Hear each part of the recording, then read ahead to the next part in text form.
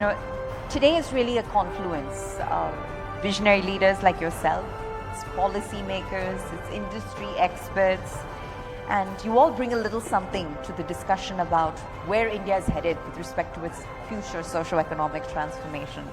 So we intend for this session to be interactive, and your insights are of incredible value to us.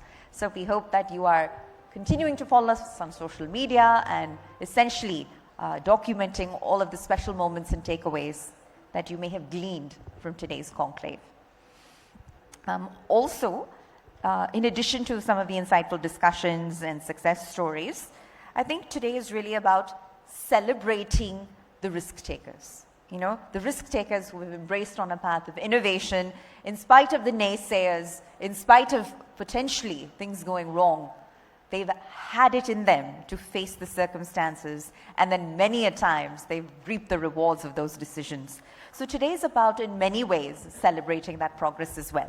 So there is a huge lineup coming up of awards as the day continues to progress. But if Khan sir is now with us, I ask that he please do join us on stage so we can kick off the next discussion. All right, you got it. Sir, I didn't see you there. I was addressing the audience. Perfect. Thank you so much. Take it over from here. Manish, over to you. Bollywood में भले कई खान्स के दबदबे की बात होती रही है, लेकिन कोचिंग में एक खान ऐसे भी हैं जिनका कोचिंग में दबदबा है। सोशल मीडिया पर उनके करोड़ों फैंस हैं जो अपने चकल्लस कोचिंग के चलते हमेशा वायरल होते हैं। आज हमारे साथ मौजूद हैं खान सर, स्वागत है आपका। धन्यवाद सर। वो एक चीज थोड़ा सा हम कह दें कि वो कोचिंग नहीं है, वो मेरा परिवार है, उसमें पढ़ने वाले मेरे छोटे भाई बहन हैं, तो इट्स माय फैमिली है। तो शुरुआत करते हैं। खान सर को खान सर बनाने में सबसे बड़ा योगदान किनका है? उनके दोस्तों का, क्योंकि हमने कभी सुना है आपको कहते हुए कि बहुत साथ दिया जब गरीबी के दिन, स्ट्रगल के दिन रहे होंगे। आपके दोस्तों का, आपके स्टूडेंट्स का, या कुछ ऐसे लोगों का जिनको हम नहीं जानते, या खुद खान सर का?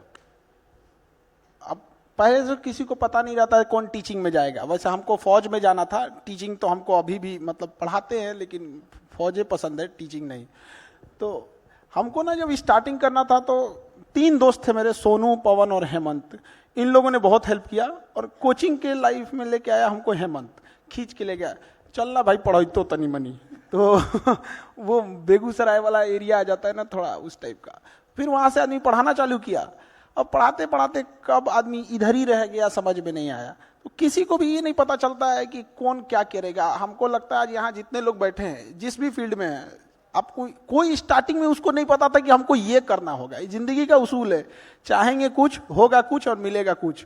तो सब कुछ चाह लेने से जिंदगी हो जाती तो दुनिया जन्नत बन जाती। अच्छा, आजकल जो सबसे ज़्यादा सवाल उठता है कि जो मौजूदा शिक्षा प्रणाली है, क्या आपको लगता है उसमें बदलाव होना चाहिए? क्योंकि दुनिया बहुत आगे बढ़ रही है, कोडिंग की तरफ बढ़ रही है, हमारे यहाँ भी होता है, लेकिन उस लेवल पर अभी आपको लगता है क्या क्या चेंज होना चाहिए? क्या सोचते हैं खान सर? एजुकेशन सिस्टम में बस एक एजुकेशन और सिस्टम की कमी है। एजुकेशन, एक बात बताइए, हमको ये नहीं समझ में आता है, हम लोग बच्चों के सामने एक बड़ा अच्छा सा भाषण दे देते हैं कि शिक्षा का उद्देश्य होता है एक अच्छा इंसान बनना। वो माँ बाप बना देते हैं अच्छा इंसान, वो अच्छे माँ बाप रहेंगे, अच्छा परिवार रहेगा, सराउंडिंग ठीक रहेगी, हो जाएगा वहां पे। क्या उसको भाषण दे रहे हैं? उससे जिंदगी का एक बहुमूल्य समय खींच लिए, आप उसको इंडिपेंडेंट नहीं बना पाए। एक 4 साल अभी के टाइम पे ग्रेजुएशन, 2 साल पीजी, वो इस ग्रेजुएशन और पीजी के दम पर कुछ ही ऐसे ग्रेजुएट डिग्री हैं, जैसे बीटेक हो गया, एमबीबीएस हो गया, आप इक्विवेलेंट करते हैं कॉलेज ग्रेजुएशन वाले से। उस 6 साल का टाइम उससे लेते हैं। उस 6 साल के बीच में वो जब कंप्लीट करके आता है तो वो समाज में कुछ नहीं कर पाता है, वो फ्रस्ट्रेशन होने लगता है। उस 6 साल के बीच में उसे कितना हम स्किल्ड सिखा सकते थे? हर साल अगर 2 स्किल्ड भी सिखाते, 6 महीना बहुत होता है स्किल्ड के लिए, 6 अगर स्किल्ड सिखाते, आज हम लोग किसको, चाइना को ओवरटेक कर रहे होते। आज हमारे पास स्किल्ड की इतनी कमी है जिसका कोई हद नहीं। गांव में आप किसी से कह दीजिए एक टोस्ट बना दो, ब्रेड बना दो, नहीं बना पाते। उसमें क्या चीज रखा है? वो मशीन की खेल है, फर्मेंटेशन है, मशीन बना के दो। गांव में आज कोई ब्रेड खाने जाएगा तो उसको कहेगा फोटानी भइले तो तरह, मतलब इस लेवल का चीज है। तो हम लोग को स्किल जरूरी पड़ा। इंडिया एक ऐसा जगह है, एजुकेशन हम लोग का मेंटल लेवल को अपलिफ्ट करता है, लेकिन परिवार भी तो है, बूढ़े माँ बाप हैं, उनका इलाज भी कराना है। अपना पेट भी भरना है, सोशल रिस्पॉन्सिबिलिटी भी होती है। तो स्किल्ड हमें तुरंत पैसे दे सकता है, एजुकेशन उस चीज को अपलिफ्ट करने में हेल्प करता है। भाई पहले हम खड़े होंगे तब तो दौड़ेंगे, एजुकेशन है तो तुम दौड़ उसको यार, तू उतार देगा हाथ पैर उसका। तो ये चीज होना चाहिए। किस लेवल पे हमारे यहाँ गरीबी है, आज हम लोग ताज होटल में बैठ के ये डिसाइड कर रहे हैं कि सरकारी स्कूल में एजुकेशन कैसे अच्छा होगा। ये वैसा ही है जैसे फ्लाइट के बिजनेस क्लास में बैठ के आप डिसाइड कीजिए कि ट्रेन की जनरल डिब्बा कैसे ठीक होगा। कि आप सरकारी स्कूल से पढ़ के आए हैं, आप कई बार कहते हैं वहां जाके ये देखना पड़ता है कि भैया ऊपर से कुछ ना गिर जाए। बिहार सरकारी स्कूल में गेट बंद हो या ना हो, हम लोग की एंट्री हो जाती है, एग्जिट हो जाते हैं, 50 रास्ते खुले होते हैं, किधर से कूद के भागना है हम लोग को पता होता है। यहाँ मेरा छोटा सा फूट गया, यहाँ पे ना हम लोग स्कूल में पढ़ते थे तो ऊपर से एक टूट के गिर गया था। तो हमें ये देखना पड़ेगा कि हमारे कंट्री में किस लेवल तक गरीबी है। आप देखिए कि अगर गांव में कोई इंसान फल खरीद के ले जा रहा है ना, इट मीन्स या तो उसके घर कोई पूजा होगा या तो कोई बीमार पड़ा होगा, वो खाने के लिए नहीं ले जा रहा है, ये गरीबी है। और वहां हम लोग उसको कहेंगे एंटरप्रेन्योर बनो, अपनी कंपनी खड़ा करो। वो परिवार नहीं खड़ा कर पा रहा है, कंपनी खड़ा करेगा। अच्छा, चूंकि बहुत ही बढ़िया बातें कर रहे हैं, आपको 24 घंटे के लिए देश का शिक्षा मंत्री बना दिया जाए, क्या आप सबसे पहले बदलाव करेंगे? कुछ नहीं कर पाएगा इंसान, कुछ नहीं कर पाएंगे।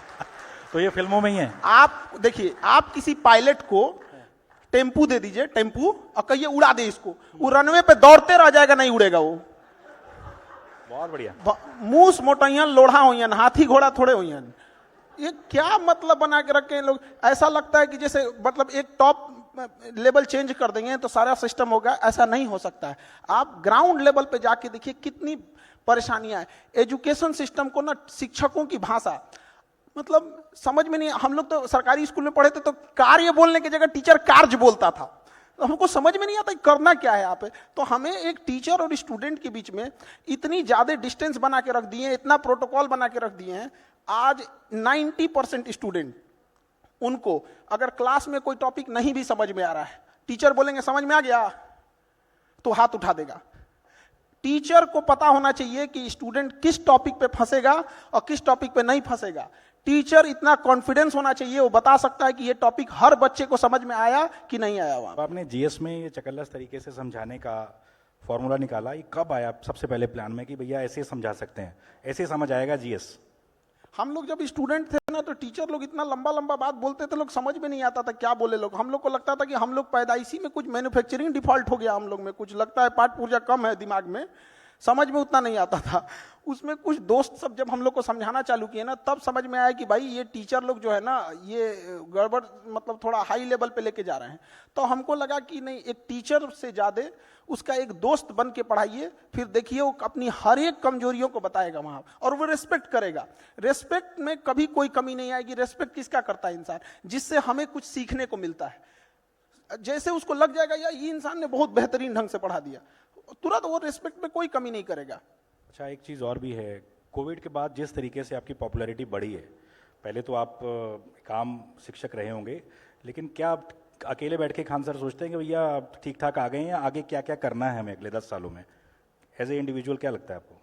हमारा उद्देश्य यही था। एजुकेशन जब पढ़ाना हम चालू किए थे तो मेरे जिस बैच का फीस आज से 10 साल पहले भी 200 रुपये था ना, आज भी 200 रुपया है। और अगर उसका 10,000 भी करें तो पढ़ेगा। लेकिन हम कहना क्या चाहते हैं कि देखिए, ईमानदारी का मतलब ये नहीं होता है कि आपको मौका नहीं मिल रहा है तो आप नहीं लूट पा रहे हैं। ईमानदारी का मतलब होता है कि आपके पास मौका है फिर भी आप उसको साइड कर रहे हैं। तो हमारा उद्देश्य है कि एजुकेशन इतना आसान होना चाहिए ना कि एक मजदूर को भी समझ में आ जाए, कि मजदूरी करके भी आए ना तो समझ में आ जाए। यहाँ पे ऐसा नहीं होना चाहिए कि हम तो देखते थे कि तुम कल का क्लास नहीं किए बाबू, आज समझ में नहीं आएगा। क्या चीज बता रहे? तो घर का ढलैया कर रहे हैं क्या कि दूसरा तल्ला नहीं ढाले तो तीसरा नहीं ढलाएगा? ये कोई बात है? क्यों नहीं समझ में आ सकता है? हाँ, थोड़ा लिंकेज होगा, कुछ टॉपिक ऐसे होते हैं जो नहीं समझ में आता, तो बच्चों के दिमाग में ये भर दिया गया। तो एजुकेशन इतनी आसान होनी चाहिए, किसी को समझ में आए, इतनी सस्ती होनी चाहिए, कोई भी अफोर्ड कर सके, और जो भाषा शैली ये और रिजल्ट ओरिएंटेड होना चाहिए कि हम जो पढ़ा रहे हैं वो आना चाहिए। अभी हाल ही में रिजल्ट ओरिएंटेड की बात बताते हैं। तो बिहार में एक एग्जाम हुआ बीपीएससी, वो बिहार का सबसे बड़ा एग्जाम होता है, स्टेट पीसीएस होता है। इसलिए आपने काफी प्रोटेस्ट भी किया? अभी तो प्रोटेस्ट चल ही रहा है, जब तक जीतेंगे नहीं तब तक प्रोटेस्ट चालू रहेगा। तो उसमें क्या हुआ, इतने क्वेश्चन आए कि इंक्वायरी बैठा दी गई हमारे ऊपर कि कहां से क्वेश्चन आ गया। जबकि वो क्वेश्चन हमने फ्री ऑफ कॉस्ट दिया था, 6 महीना पहले दे दिए थे। तो हम तो कभी कभी डर लगता है कि इतना भी क्वेश्चन ना आ जाए कि लोग हमारे ऊपर उंगली उठाने लग जाए। तो बस यही मेरा 3 उद्देश्य है, और एजुकेशन को एकदम सस्ता करना है। अब मेरे यहाँ जैसे बिहार है, वहां से हजारों की संख्या में बच्चे कोटा जाते थे, और कोटा में ना ऐसा हो गया था कि ये बच्चा आया है, लड़का या लड़की, कोई स्टूडेंट, निकाल इससे पैसा निकालो, हॉस्टल, मेस, ये वो।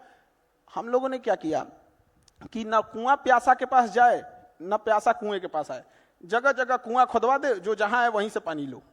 तो कोटा से जितने टीचर्स थे उन लोगों को हम लोगों ने पटना लाए, एफोर्डेबल बनाए, और आज वही फीस जो कोटा में 2.5 लाख 2 लाख थी, एग्जैक्ट वही टीचर से हम लोग ने पटना में पढ़ा दिया। 2-3 हजार रुपये वो ऑनलाइन दे के पढ़ सकता है, यूपीएससी में भी वही कर सकता है। तो उद्देश्य यही है कि एजुकेशन आसान, सस्ती और समझ में आए सबको। आपके इतने अच्छे विचार हैं। एक बहुत पॉपुलर कोचिंग वाले थे ओझा जी, जो राजनीति में जा चुके हैं, तो क्या लगता है कि खुद जब अकेले बैठते हैं कि क्या मुझे राजनीति में आना चाहिए, क्योंकि आपका अपना फैसला होगा ये भविष्य में? हमको उस समय उतना इंटरेस्ट, आज इन्होंने मना कर दिया राजनीति में नहीं आएंगे। देखिए लोग से झगड़े रहता है अभी तो हमको, तो बिहार गवर्नमेंट में तो हमको पता नहीं, ऐसा लगता कई है नेता इन पे आरोप लगाते हैं कि भैया ये इसलिए कर रहे हैं कि राजनीति में आते हैं, लेकिन ये कह रहे हैं कि भैया नहीं आना चाहेंगे। तो ये क्लियर कर दिया आज इन्होंने, तो क्लियर कर दिया आपने। हमको ये नहीं समझ में आता है, जो पूछ रहे होते हैं वो चाहते हैं कि हम लोग आ जाएं या डरते हैं कि ना आए। और इतना तो हम जरूर कहते हैं कि हम लोग को इधर कोई इंटरेस्ट वगैरह नहीं है, और ये कोई राजनीति में जाता है तो छुपके से नहीं जाता है। लेकिन जो अभी के टाइम पे हैं, एट प्रेजेंट जिस तरह से चल रहे हैं, उन लोगों से कहते हैं, रिक्वेस्ट करते हैं कि आप अच्छे से काम करो, वरना किसी दिन ये पढ़े लिखे लोग अगर उधर घूम गए ना, तो उन लोग का हाल, वर्तमान नेताओं का हाल वही हो जाएगा जो नोकिया मोबाइल का हुआ था, वो टकटकाते रहेंगे, वो सांप वाला गेम खेलते खेलते। बहुत बढ़िया। तो एक फिल्म आई है छावा, पता नहीं आपने देखी है कि नहीं? फिल्म में हमको इतना इंटरेस्ट नहीं है, क्योंकि टीचर है, नहीं देखी है। एक सवाल उठता है, लगातार उठता रहता है कि भैया जितनी जगह मुगलों को, अकबर को या इन राजाओं को मिली, उतनी महाराणा प्रताप, शिवाजी को नहीं मिली। आपको क्या लगता है? आप एक शिक्षक हैं, क्या राय रखते हैं इस पे आप अपनी? ना, हम लोग तो पढ़ाते हैं और हम लोग प्रॉपर रिस्पेक्ट दे के पढ़ाते हैं, ऐसा नहीं है कि नहीं पढ़ाते हैं। प्रॉब्लम थोड़ा सा क्या आता है कि एक रिस्पेक्ट का और जो सिलेबस का बड़ा हिस्सा होना चाहिए वो तो उनको मिलना चाहिए, इस बात पे हम कहते हैं। इंडिया में क्या हुआ था ना कि जो इंटरनल राजा थे उनका ना डिवाइडेशन इतना ज्यादा हो गया था कि महाराष्ट्र के क्षेत्र में ये, आप देखिए हर्षवर्धन के मरने के बाद पूरे भारत को कंट्रोल करने के लिए आपको राजा नहीं मिलेगा। तो जैसे महाराणा प्रताप और राजस्थान के जो शासक थे उनका योगदान इतिहास में उन्हें जगह नहीं मिलता है, ये दुखद है। लेकिन हम आपको बताते हैं कि मोहम्मद बिन कासिम के आक्रमण के 500 साल बाद तक और राजस्थान के शासकों ने, छतरानियों ने 500 साल तक किसी विदेशी आक्रमणकारी को घुसने नहीं दिया। और जब उनका किला गिरा, राजस्थान के शासकों का किला गिरा, अगले 100 साल में पूरे भारत पे कब्जा हो गया। इतने बहादुर थे वो लोग, तो उनको रिस्पेक्ट तो मिलना चाहिए। तो हम लोग कई बार ना चीजों को कम बहुत बड़ी बात बोली आपने, बहुत उनकी आज जो वो लोग भले भगवान नहीं है, ये बात हम मानते हैं कि वो लोग भले भगवान नहीं है, लेकिन उनके कुर्बानी का नतीजा है जो भगवान बचे हुए हैं लोग। आप जैसे कोटा की भी बात कर रहे थे, बच्चे तैयारी करते हैं पेपर की, खूब मन लगा के तैयारी करते हैं, पेपर देते हैं, पास भी कर लेते हैं, फिर खबर आती है जी पेपर लीक हो गया या भर्ती रद्द हो गई। चूंकि आप अभी प्रोटेस्ट भी कर रहे हैं, तो आपको क्या लगता है कि ऐसे बच्चों के साथ कैसे इंसाफ हो सकता है? कई साल उनके खराब हो जाते हैं। क्या लगता है एज ए शिक्षक खान सर को? ये ना सबसे खराब चीज है एजुकेशन में, एजुकेशन सिस्टम का इसको कह दीजिए तो कैंसर है।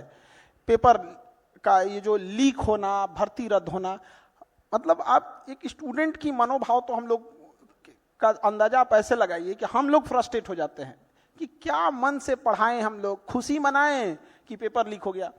जैसे अभी एग्जाम में बीपीएससी में हुआ था, और अभी तो हम लोग सोच रहे हैं कि आज बताएंगे कि देखो बच्चों ये पढ़ाए थे, पेज नंबर इतना पे ये आया ये आया, तब तक शाम में खबर आ रही है कि पेपर लीक हो गया। अब हम लोग को ये समझ में नहीं आए कि पेपर हम लोग पढ़ाएं, इसकी तारीफ करें कि जिन्होंने पेपर लीक कराया उसको बैठ के गरियाएं। तो हम लोग अब उसको प्रोटेस्ट कर रहे हैं लोग। हमारे पटना में एक जगह है गर्दनी बाग, वहाँ टेंट डाल दिया गया है और वहीं पे नियम है कि यहीं बैठ के गरियाना है आप लोग को। तो वहीं बैठ के हम लोग 2 महीना से 3 महीना से उसको कोस रहे हैं लोग कि भाई तो पेपर लीक काहे करा दिया वहाँ पे। अभी तक कोई नहीं सुन रहा है, मामला सब जुडिस है। नीट में देखिए, एनटीए नीट में इतनी गड़बड़ी चीज है कि बाहर में आप एमबीबीएस कीजिएगा तो 2 करोड़ 1.5 करोड़, कहीं कहीं 3-3 करोड़, और सरकारी में कीजिएगा तो फ्री। इतना ज्यादा डिफरेंस क्यों हो जाता है? तो अब 2 करोड़ लगा के कोई डॉक्टर बनेगा तो उसको दिख रहा है कि सामने वाला मरीज को डेंगू है, लेकिन कहेगा कि 2 करोड़ रुपया लगाएं, रुक तो बताते हैं 500 का जांच करके लाओ, तो उसको दिख रहा है कि डेंगू है, लेकिन वो जांच कराएगा 500 का। तो ये चीजें क्या है ना कि एक जगह से जब गड़बड़ होती हैं तो हर जगह गड़बड़ हो जाती हैं। तो इसके लिए ना ये जांच और से कुछ नहीं होता है। हम तो सीधे कहते हैं कि बैठाए पूरी मीडिया के सामने पोलियोग्राफिक टेस्ट और नार्को टेस्ट कराए, और जो गड़बड़ पाए बम से उड़ा दे। बहुत बड़ी चीज बोली। अच्छा, प्रधानमंत्री मोदी परीक्षा पे चर्चा करते हैं। आजकल देखने को मिला कि बच्चों में तनाव बहुत ज़्यादा हो जा रहा है। सोशल मीडिया का ज़माना, एक दूसरे से कंपैरिजन करते हैं पेरेंट्स। ऐसे पेरेंट्स को क्या कहना चाहेंगे जो बच्चों पे अत्यधिक दबाव बनाते हैं, जिनके चलते बच्चे प्रेशर में आ जाते हैं? आपके पास ऐसे कई हज़ारों बच्चे आते होंगे, बताइए ज़रा। देखिए, प्रेशर बनाने से नहीं होता, ऐसे पेरेंट्स को भी कहते हैं। आप अपने घोड़ा को अगर मान के चलिए रेस लगाना है, घोड़ा पाला है कोई, तो उसको खिलाइए पिलाइए अच्छा से, कि बिना खिलाए पिलाए रेस में लाए मार डंटा मार रहे हो, क्या दौड़ेगा? उसको दौड़ने से पहले उसका ख्याल तो रखिए। उसी तरह आपके बच्चे हैं, आप एक बार कॉपी खोल के नहीं देखे कि वो क्या पढ़ा है। गार्जियन लोग एक को लगता है एक ट्यूशन का एक कोचिंग लगा देंगे, एक ट्यूशन लगा देंगे, मेरा काम खत्म। तो ये भी तो गलत है। पढ़ाई में अगर इंटरेस्ट है तो दुनिया का कोई इंसान पढ़ाई से नहीं भाग सकता है।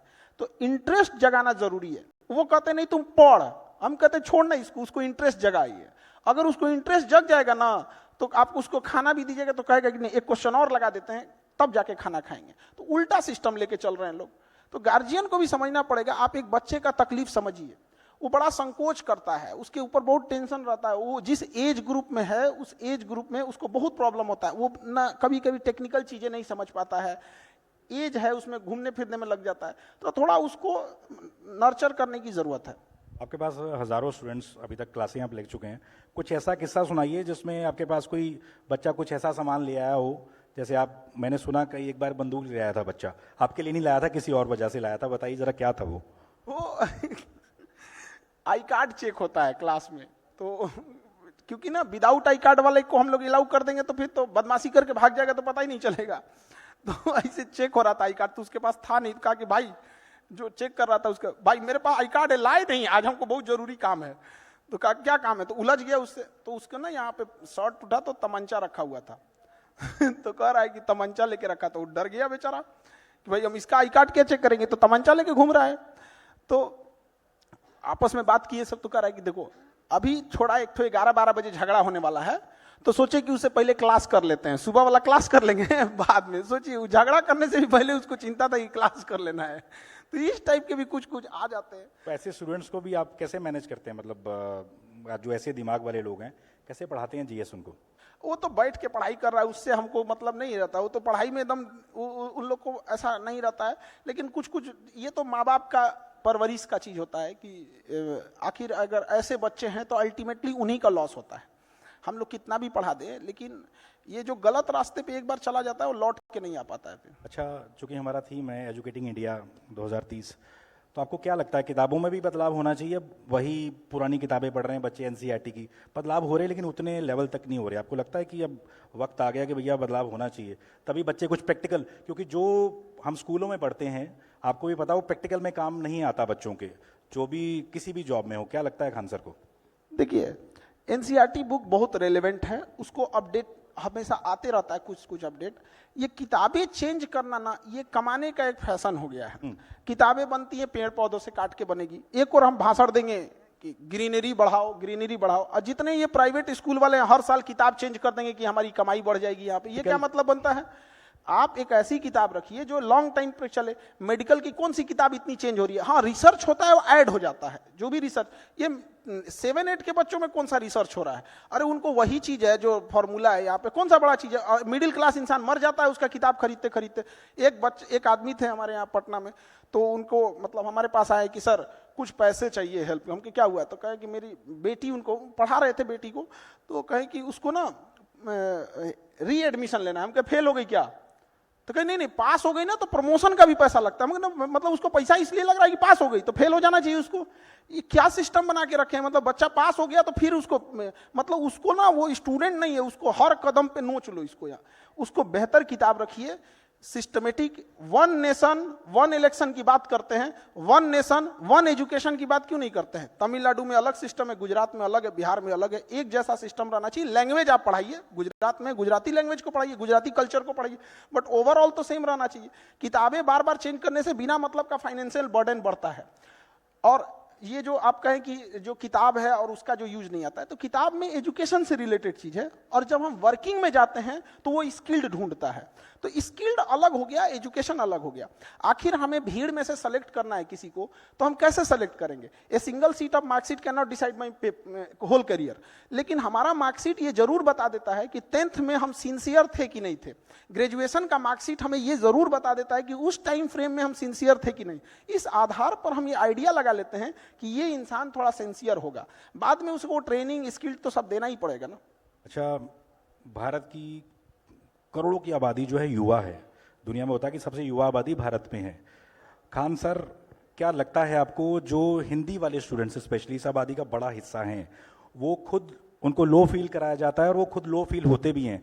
क्या मैसेज देना चाहेंगे ऐसे स्टूडेंट्स को कि भैया हिंदी मीडियम या इंग्लिश मीडियम कुछ नहीं होता? क्या कहना चाहेंगे इस पे? ये ना छुपा दिया जाता है हिंदी मीडियम या इंग्लिश मीडियम। ये जो सीबीएसई और आईसीएसई है, इसमें गरीब इंसान मर जाएगा वहां पे। वो बताइए आपको, आप कोई अभी ऐसे स्कूल दिख रहे जिसे 15,000 रुपये फीस है, वो गरीब का इंसान कहाँ जाएगा? वो तो मजबूरी में जाएगा ऐसे स्कूलों में जहां पे वो सरवाइव ना कर पाए। तो वहां पे उसको कह दिया जाता है हिंदी मीडियम। छुपा रहा है। हिंदी मीडियम कह देने से ना वो लगता है कि उसकी इंडिविजुअल गलती है, और इंग्लिश मीडियम करने से लगता है उसकी इंडिविजुअल उसका कोई अचीवमेंट है।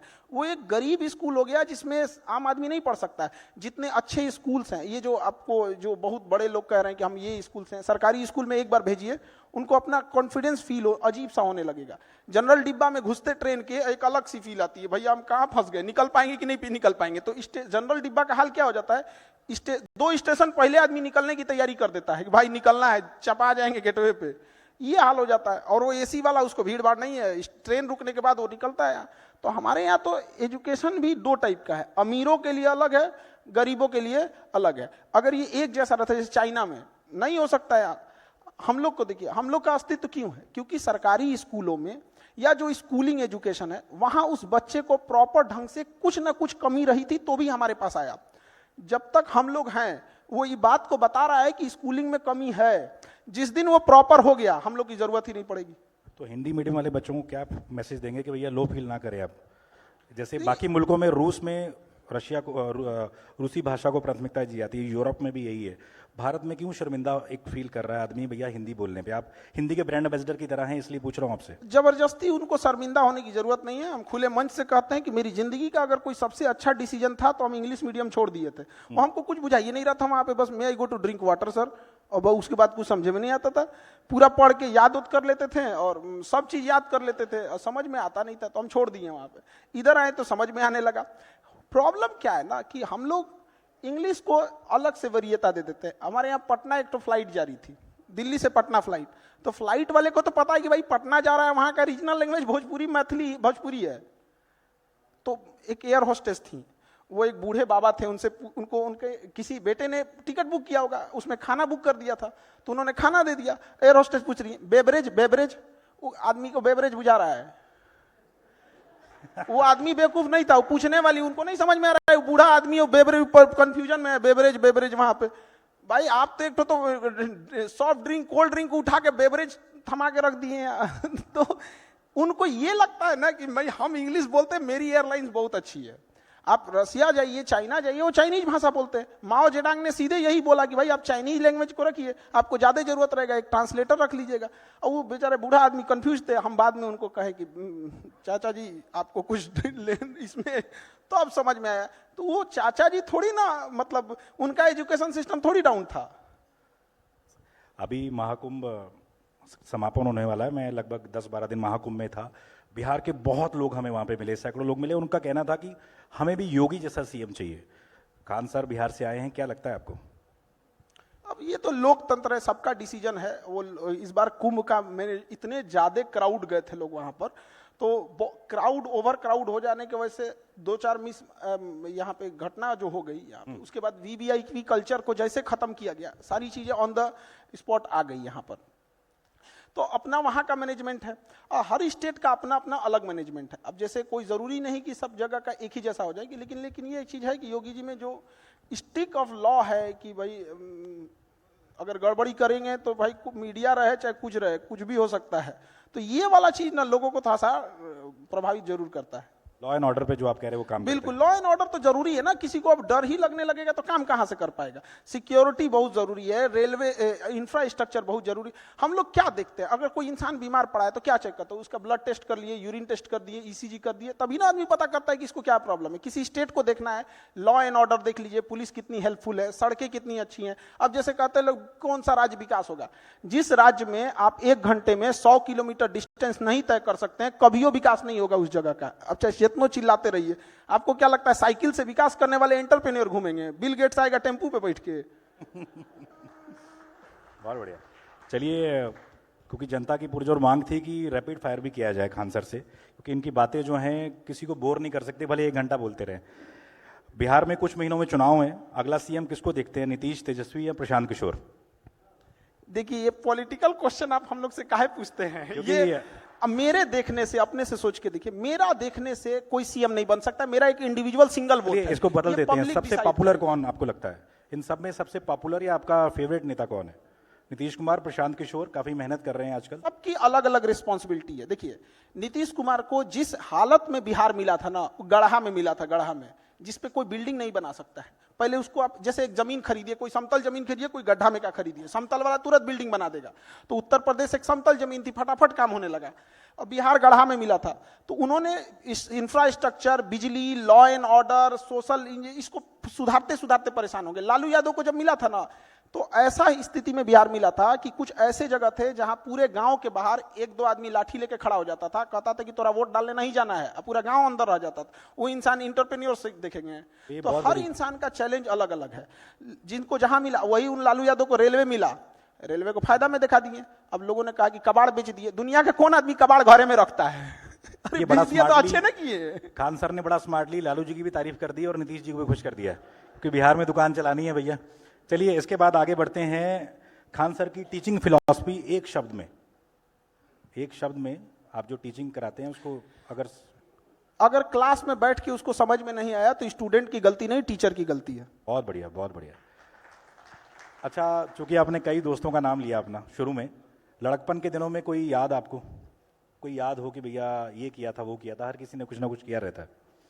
बचपन में तो हम लोग के टाइम पे मोबाइल वोबाइल था नहीं, तो दिन भर तो आदमी बदमाशी करता था उसमें। अब याद के डेली एक तो नया नया कहानी रहता था बचपन में, कौन ध्यान रहता है इतना। मतलब बचपन में तो हमको लगता है कि जिस आंधी में मौसम विभाग चेतावनी जारी करता था कि घर से ना निकलिए, उस आंधी में हम लोग टिकोरा बीनने जाते थे। आम का जो छोटा वाला आम होता है ना, उसको टिकोरा बोला जाता है हमारे यहाँ, तो उसमें हम लोग तो बचपन में तो आदमी बदमाशी करते रहता था। अच्छा, आप टीचर ना होते तो क्या होते?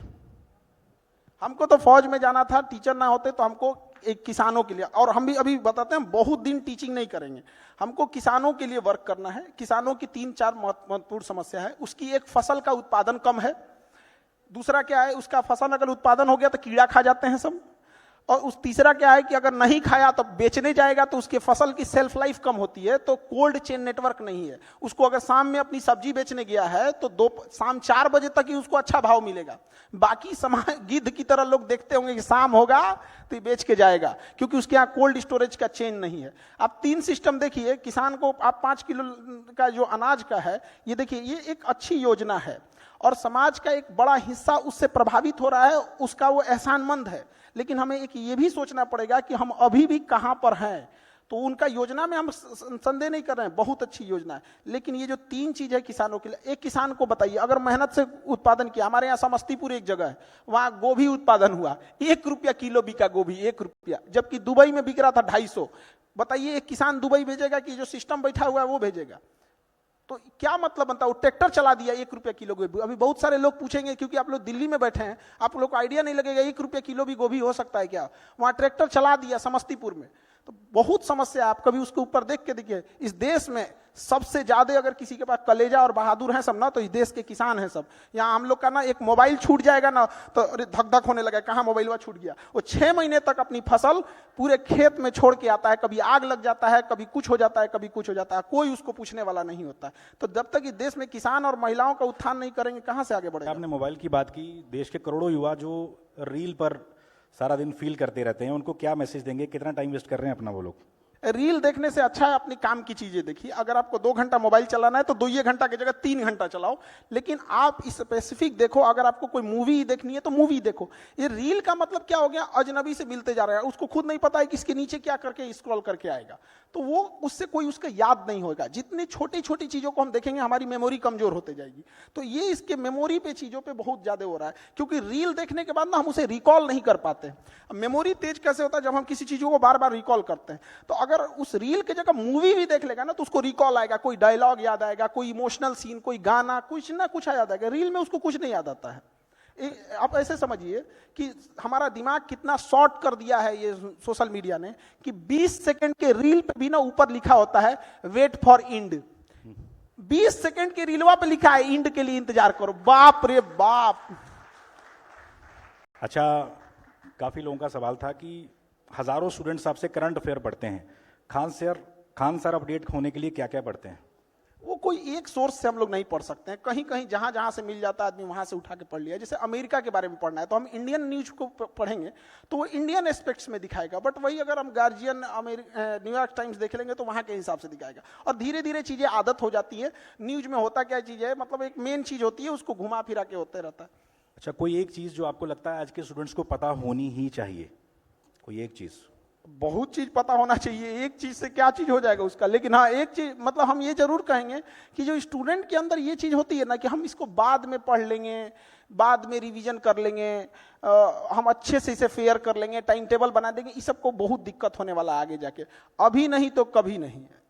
जो आज करेगा वही कर सकता है, और बहुत परफेक्ट के चक्कर में नहीं पढ़िएगा। स्टूडेंट सबको देखते हैं एक बार फेयर करेंगे, एक बार रफ, कुछ नहीं, मिला पढ़ना चालू करो, चाहे जैसे भी। टेबल सजाएगा, पानी बोतल रखेगा, फिर उसको पानी पिएगा, नमकीन खाएगा, पढ़ने से पहले फिर वॉशरूम जाएगा, फिर पानी पिएगा, पगला गया। बैठ जहां पढ़ना है पढ़ वहीं पे।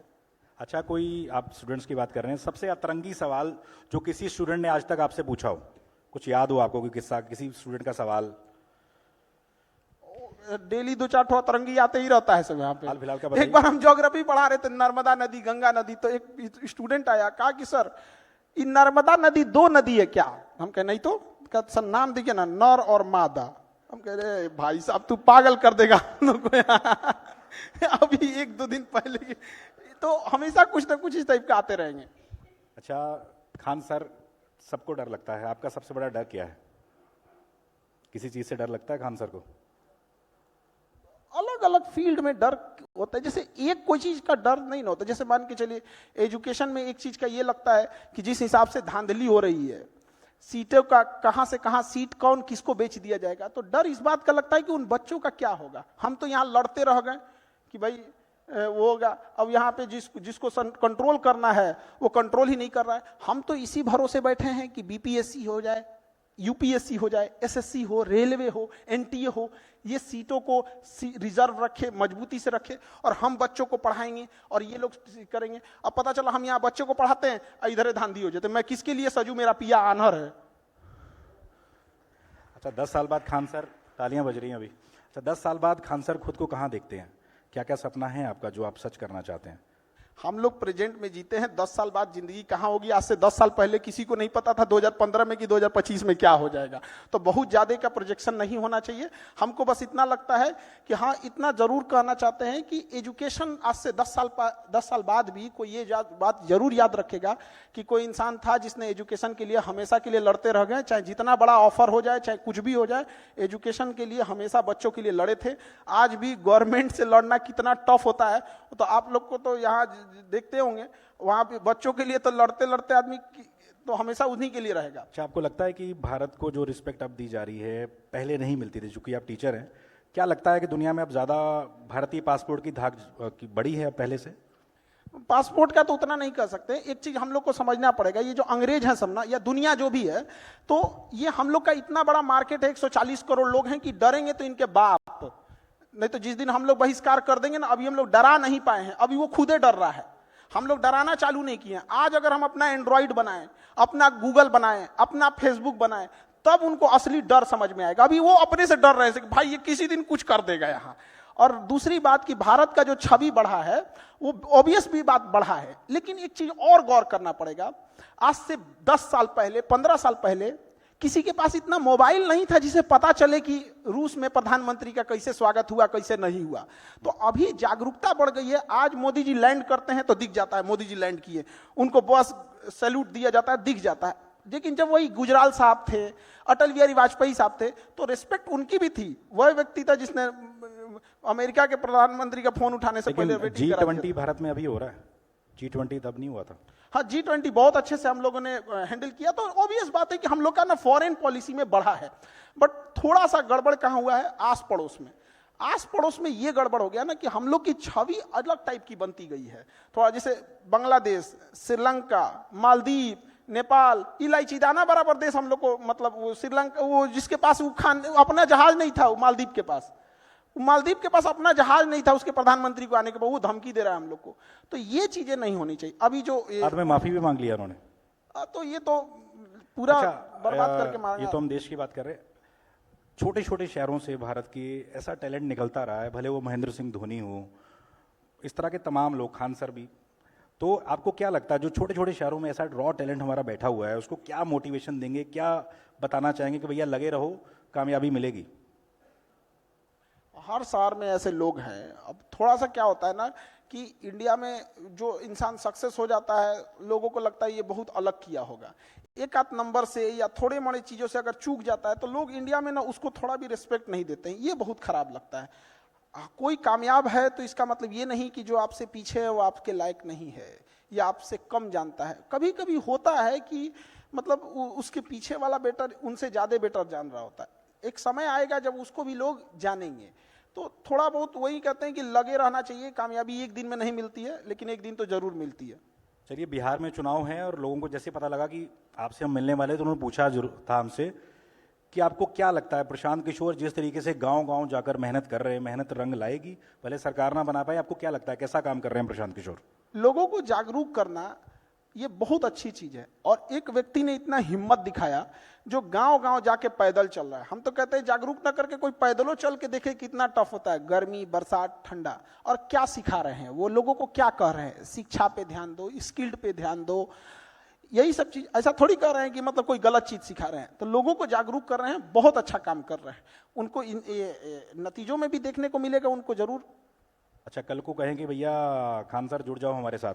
आप लोग हमको ना, पता नहीं, हमको कभी कभी लगता है कि हम पढ़ा रहे हैं तो आप लोग हमको ये नहीं कहते हैं कि पढ़ाइए, बार बार हमको उधरे क्यों खींच के लेके जाते हैं। आप कह रहे हो बहुत अच्छा काम कर रहे हैं। चलिए, इन्होंने तो मतलब हम क्या कहते, खराब काम कर रहे हैं। इन्होंने नीतीश जी की तारीफ कर दी, लालू की तारीफ कर दी, प्रशांत किशोर की तारीफ कर दी। बिहार में चुनाव है, आगे आपसे हम दोबारा जुड़ेंगे। आज हमसे खान सर जुड़े, बहुत बहुत शुक्रिया आपका, हमारे इस कॉन्क्लेव में आप आए, बहुत बहुत शुक्रिया। आगे भी आपसे हम जुड़ते रहेंगे। Thank you very much.